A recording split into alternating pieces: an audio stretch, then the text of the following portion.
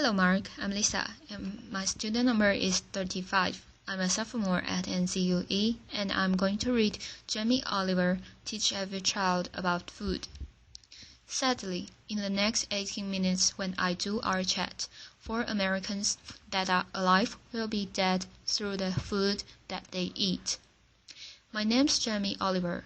I'm 34 years old. I'm from Essex in England, and for the last 7 years, I've worked fairly tirelessly to save lives in my own way. I'm not a doctor. I'm a chef. I don't have expensive equipment or medicine. I use information education. I profoundly believe that the power of food has a primal place in our homes that binds us to the best beats of life. We have an awful reality right now. America, you're at the top of your game. This is one of the most unhealthy countries in the world. Can I please just see a raise of hands for how many of you have children in this room today? Put your hands up. You can continue to put your hands up, aunties and uncles as well. Most of you.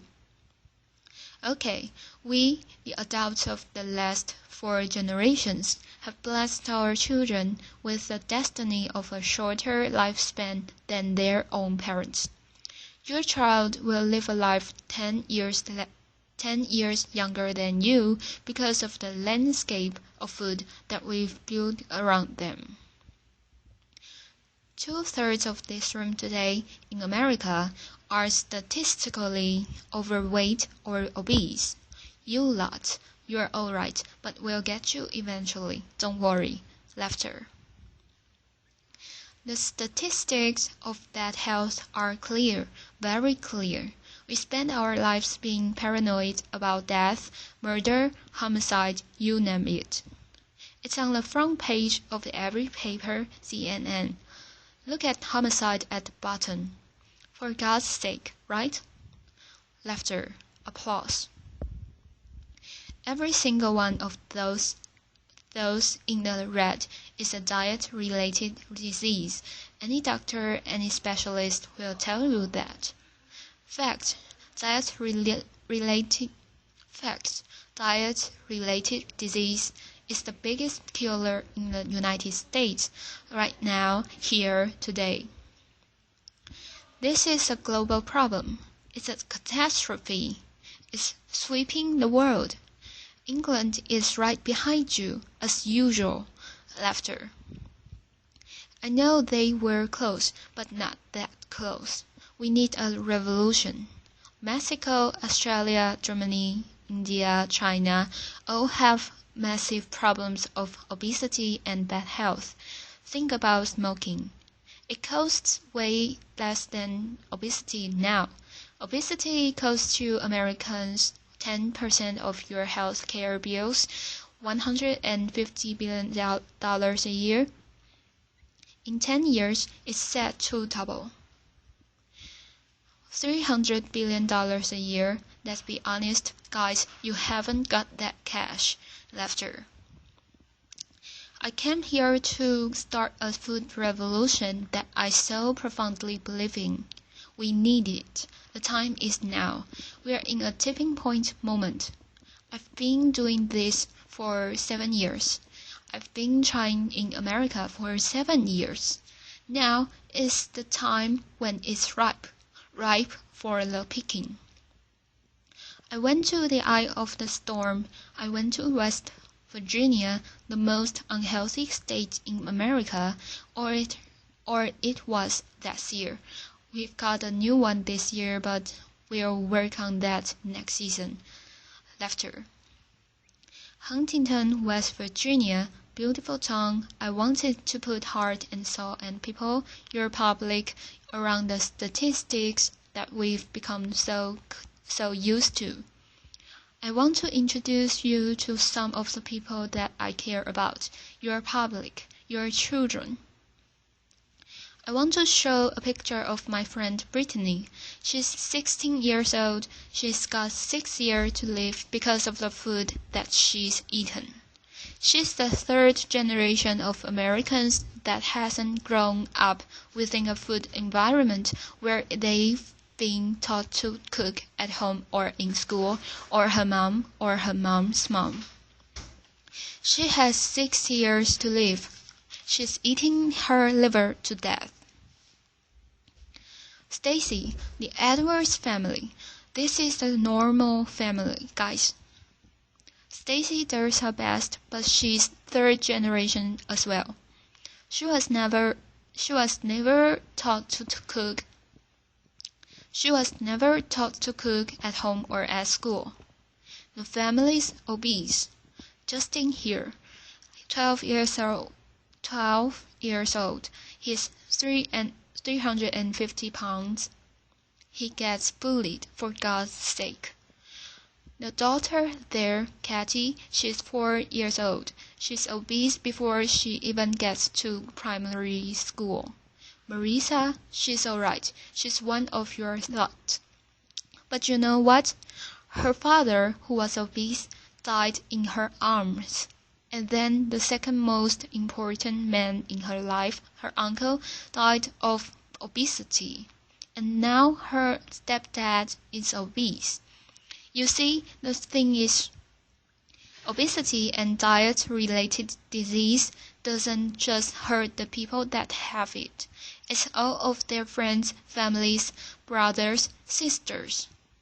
Pastor Steve, an inspirational man. One of my early allies in Huntington, West Virginia. He's at the sharp knife edge of this problem. He has to bury the people, okay? And he's fed up with it. He's fed up with burying his friends, his family, his community. Come winter, 3 times as many people die. He's sick of it. This is preventable disease. Waste of life, by the way. This is what they get buried in. We're not geared up to do this. Can't even get them out the door, and I'm being serious. Can't even get them there, forklift. Okay, I see it as a triangle, right? Okay? This is our landscape of food. I need you to understand it. You've probably heard all this before. Over the last 30 years, what's happened that's ripped the heart out of this country. Let's be frank and honest. Well, modern day life. Let's start with the Main Street. Fast food has taken over the whole country. We know that. The big brands are some of the most important powerful powers in this country. Size. Supermarkets as well. Big companies. 30 years ago, most of the food was largely local and largely fresh. Now it's largely processed and full of all sorts of additives, extra ingredients, and you know the rest of the story. And portion size is obviously a massive problem. Labeling is a massive problem. The labeling in this country is a disgrace. The labeling in this country is a disgrace. The industry wants to self-police themselves. What in this kind of climate? They don't deserve it. How can you say something is low fat when it's full of so much sugar? Home. The biggest problem with the home is that used to be the heart of passing on food culture, what made our society. That is not happening anymore.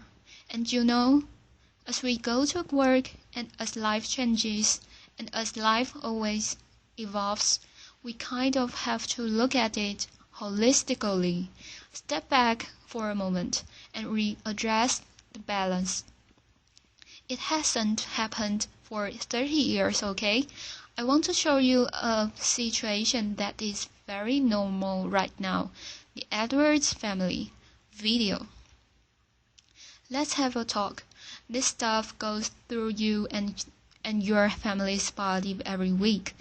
And I need you to know that this is going to kill your children early. How are you feeling? Just feeling really sad and depressed right now. But you know, I want my kids to success in life, and this isn't going to get them there. But I'm killing them. Yes, you are. But we can stop that. Normal. Let's get on schools. Something that I'm fairly much a specialist in. Okay, school. What is school? Who invented it? What's the purpose of school? School was always invented to arm us with the tools to make us creative, do wonderful things, make us earn a living, etc., etc. You know, it's been kind of in this sort of tight box for a long, long time, okay? But we haven't really evolved it to deal with the health catastrophes of America, okay? School food is something that most kids, 31 million a day, actually have twice a day more than often, breakfast and lunch 180 days of the year. So you could say that school food is quite important, really, judging the circumstances. Laughter.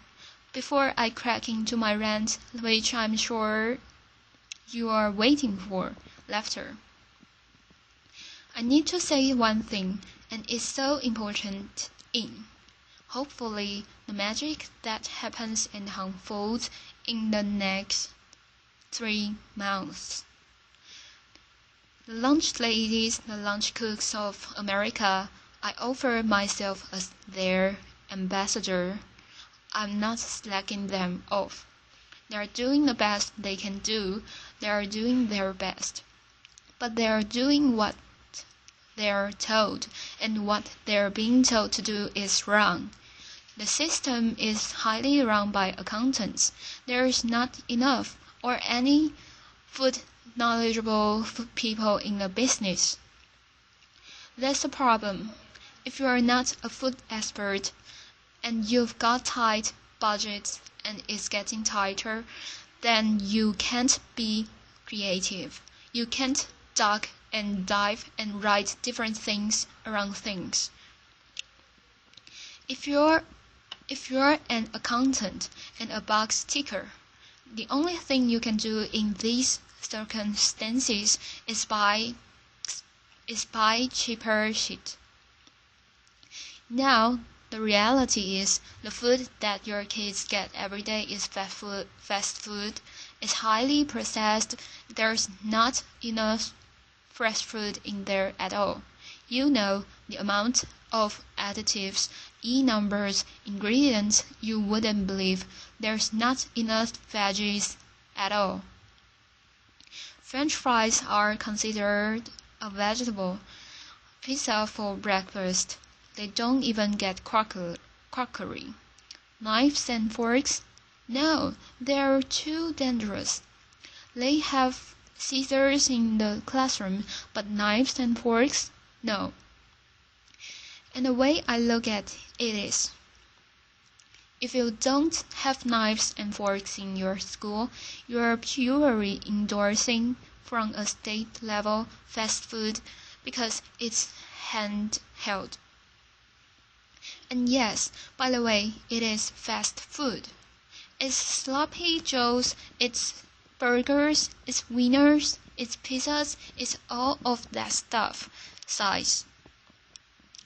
10% of what we spend on healthcare, as I said earlier, is on obesity, and it's going to double. We are not teaching our kids. There is no statutory right. There's no statutory right to teach kids about food elementary or secondary school, okay? We don't teach kids about food, right?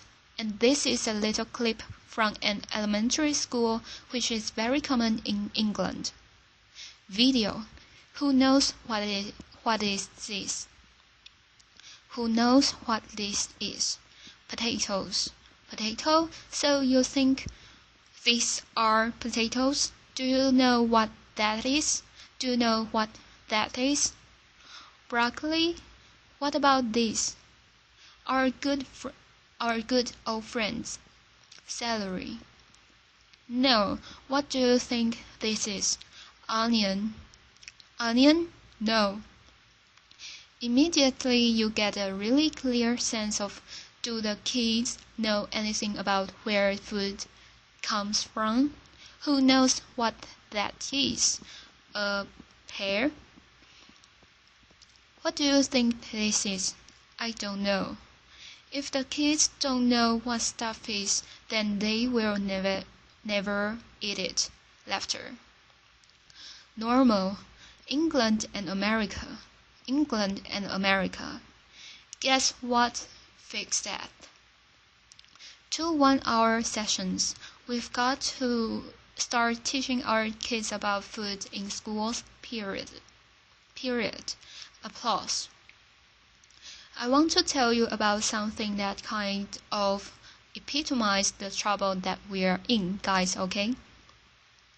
I want to talk about something so basic as milk. Every kid has the right to milk at school. Your kids will be having milk at school, breakfast and lunch, right? They'll be having 2 bottles, okay? And most kids do. But milk ain't good enough anymore. Don't get me wrong, I support milk, but someone at the milk board probably paid a lot of money for some geezer to work out that if you put loads of flavorings, colorings, and sugar in milk, and more kids will drink it. Yeah. Obviously now that's going to catch on. The Apple board is going to work out that if they make toffee apples, they'll eat more as well. Do you know what I mean? For me, there isn't any need to flavor the milk, okay? There's sugar in everything. I know the ins and outs of those ingredients. It's in everything. Even the milk hasn't escaped the kind of modern day problems. There's our milk. There's our cotton.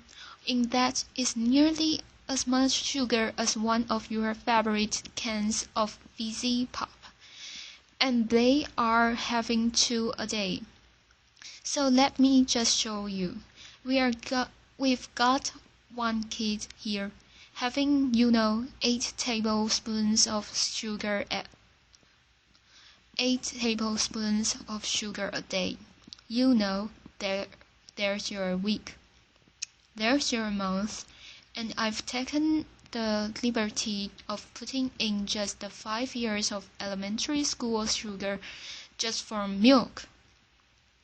Now, I don't know about you guys, but judging the circumstances, right? Any judge in the whole world would look at the statistics and the evidence, and they would find any government of old guilty of child abuse. That's my belief. Applause ends. Now, if I came up here, and I wish I could come up here today, and hang a cure for AIDS or cancer, you'd be fighting and scrambling to get to me. All this bad news is preventable. That's the good news. It's very, very preventable. So let's just think about, we got a problem here, we need to reboot. Okay, so In my world, what do we need to do? Here's the thing, right? It cannot just come from one source. To reboot and make real tangible change, so that I could look you in the white of the eyes and say, in 10 years' time, the history of your children's lives, happiness, and let's not forget, you are clever.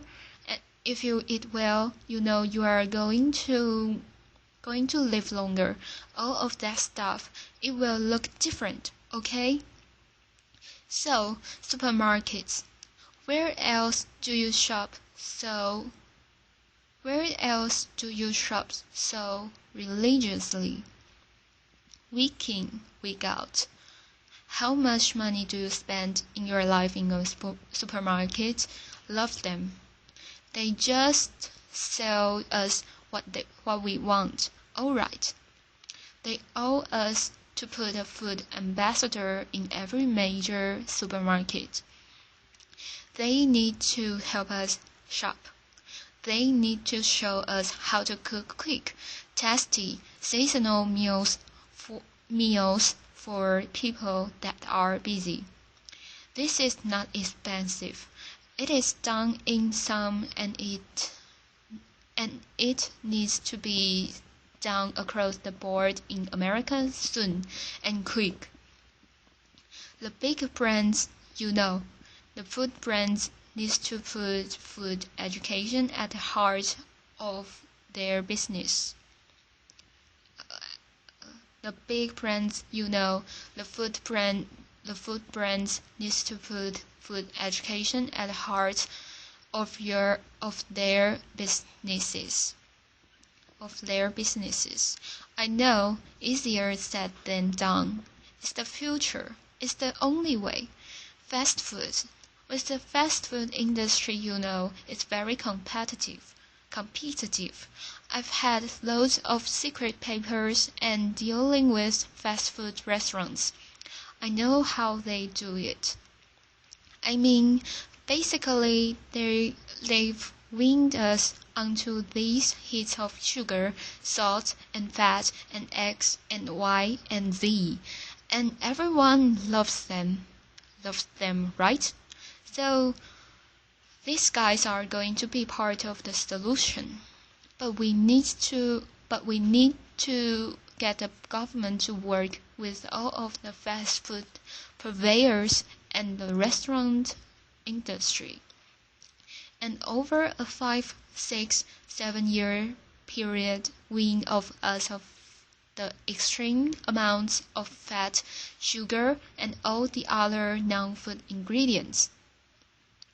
Now, also, back to the sort of big brands, labeling I said earlier is an absolute farce and has got to be sorted. Okay, school. School. Obviously, in schools, we owe it to them to make sure those 180 days of the year, from that little precious age of 4 until 18, 20, 24, whatever, they need to be cooked proper. Fresh food from local growers on site. Okay. There needs to be a new standard of fresh, proper food for your children. Yeah, applause. Under the circumstances, it's profoundly important that every single American child leaves school knowing how to cook 10 recipes that will save their life skills. Applause. That means that they can be students, young parents, and be able to sort of duck and dive and around the basic of cooking, no matter what recession hits them next time. If you can cook, recession money doesn't matter. If you can cook, time doesn't matter. The workplace We haven't really talked about it. You know, it's now time for corporate responsibility. It's now time for corporate responsibility to really look at what they feed or make available to their staff. The staff are the moms and dads of American children. Marissa, her father died in her hand. I think she'd be quite happy if corporate America could start feeding their staff properly. Definitely they shouldn't be left out. Let's go back to the home. Now, look, if we do all this stuff, and we can, it's so achievable. You can care and be commercial. Absolutely. But the home needs to start passing on cooking again. For sure. Passing it on as a philosophy. And for me, it's quite romantic, but it's about if one person teaches 3 people how to cook something, and they teach 3 of their mates, and that only has to repeat itself 25 times, and that's the whole population of America. Romantic, yes, but most importantly, it's about trying to get people to realize that every one of your individual efforts makes a difference. We've got to put back what's been lost. Huntington's Kitchen. Huntington, where I made this program. We've got this prime time program that hopefully will inspire people to really get on this change. I truly believe that change will happen. Huntington's Kitchen. I work with a community. I worked in the schools. I found local sustainable funding to get every single school in the area for the drunk onto the fresh food. $6.5 grand per school. Applause. That is all it takes. $6.5 grand per school. The kitchen is 25 grand a month. Okay? This can do 5,000 people a year, which is 10% of their population. And it's people on people. You know, it's local cooks teaching local people. It's free cooking lessons, guys, in the main street. This is real, tangible change. Around America, if we just look back now, there is plenty of wonderful things going on. There is plenty of beautiful things going on. There are angels around America doing great things in school, farm to school setups, garden setups, education. There are amazing people doing this already. The problem is they all want to roll out what they're doing to the school, but there's no cash. We need to recognize the experts and the angels quickly, identify them, and allow them to easily find the resource to keep rolling out what they're already doing, and doing well. Businesses of America need to support Mrs. Obama to do the things that she wants to do. Applause. And look, I know it's weird having an English person standing here before you talking about all this. All I can say is I care. I'm a father, and I love this country, and I believe truly, actually, that if change can be made in this country, beautiful things will happen around the world. If America does it, other people will follow. It's incredibly important. Audience, yeah. Applause. When I was in Huntington, trying to get a few things to work when they weren't, I thought If I had a magic wand, what would I do? And I thought, you know what? I just love to be put in front of some of the most amazing movers and shakers in America.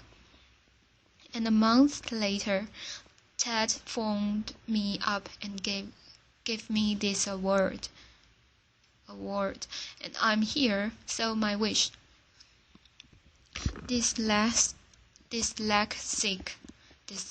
Dyslexic, so I'm a bit slow. My wish is for you to help the strong,